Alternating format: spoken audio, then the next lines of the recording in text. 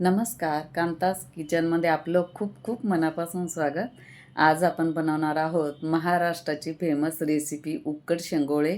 खायला एकदम चटपटीत लागतात, झटपट होतात आणि रात्रीच्या जेवणासाठी तर एकदम परफेक्ट आहे. तर चला सुरुवात करूया. प्रथम आहे ना त्यासाठी काही वाटण करून घ्यायचं. तर त्यासाठी मी तर मसाला काढून घेतला. 3 ते 4 हिरव्या मिरच्या घेतल्या, 10-12 लसूण पाकळ्या घेतल्या, 1 इंच आल्याचा तुकडा, 1 टेबलस्पून जिरं घेतलं, थोडीशी कोथिंबीर घेतली आणि 10-12 आहे ना कढीपत्त्याची पानं घातले. कढीपत्त्याची पानं आवर्जून घाला म्हणजे टेस्ट छान लागते. आणि याला आहे ना बिना पाण्याचं जाडसर वाटून घ्यायचं आहे. हे बघा हे असं दरदरा वाटून घ्यायचं. पेस्ट वगैरे करायचं नाही, पाणी वगैरे यामध्ये घालायचं नाही, असा ठेचा याचा करून घेऊ. आता ही वाटण थोडा वेळ बाजूला ठेवू. आता मी ते एक परात घेतली, त्यामध्ये घेऊ 1 कप गव्हाचं पीठ, कप घ्या किंवा कटोरी घ्या, अर्धा कप ज्वारीचं पीठ आणि अर्धा कप आहे ना बेसन पीठ घ्यायचं आहे. कुठला बी एक भांडं घ्या घरातलं आणि त्यानं प्रमाण घ्या. 1 टेबलस्पून आहे ना हळदी घेतली, 1 टेबलस्पून लाल मिरची पावडर घेतलं, चवीनुसार मीठ घालायचं आहे. वाटलेलं जे वाटण आहे ना ते 1 टेबलस्पून घालू, थोडंसं मी ठेवलं आहे बाकी. आणि थोडंसं तेल घालायचं यामध्ये आणि याला चांगलं मिक्स करून घ्यायचं.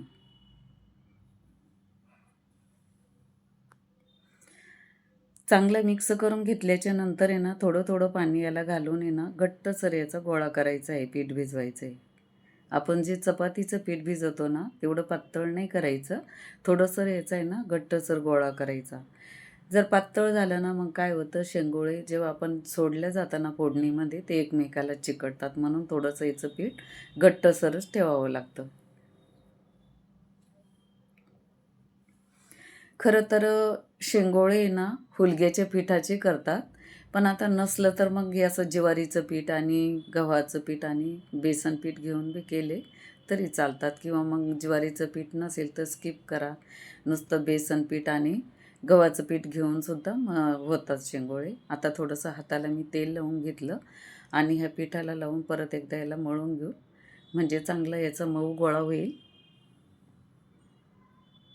हे बघा एकदम परफेक्ट मस्त पीठ भिजलं आहे.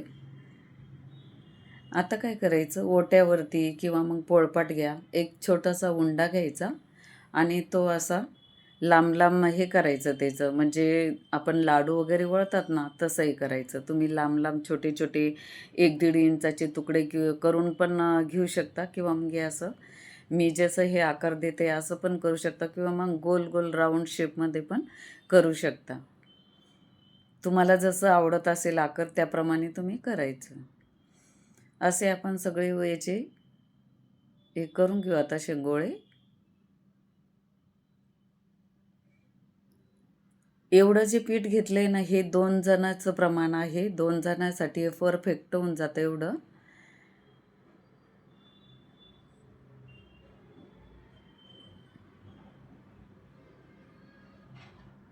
आणि घट्टसर असं थोडं पीठ भिजवलं ना तर असे हाताला पण चिकटत नाही, पटपट होतात.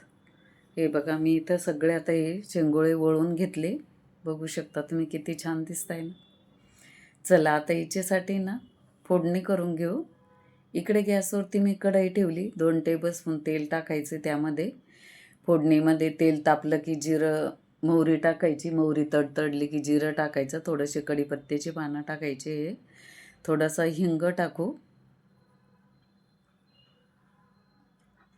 हळदी टाकली मी थोडीशी, वरतून आता जिरं पावडर टाकायचं आहे, धने पावडर टाकायचं, मसाला टाकला आहे, तिखट आहे, थोडीशी कोथिंबीर घातली आणि याला एक उकळी येऊ द्यायची आहे. आता उकळी आल्याच्या नंतर आहे ना यामध्ये शेंगोळे सोडून द्यायचे. तुम्हाला तर जास्त तिखट आवडत असेल ना अजून यामध्ये थोडंसं तिखट घालू शकता तुम्ही. मी थोडंसं मसाल्यामध्ये आमचा मसाला थोडा तिखटच आहे, मी तेवढंच घातला. आणि जे थोडंसं वाटण उरलेलं होतं त्याचं थोडं यामध्ये पाणी टाकलं, मिक्सरचं भांडं धुवून, आणि असं झाकण ठेवून याने 10 मिनिट याला उकडू द्यायचे.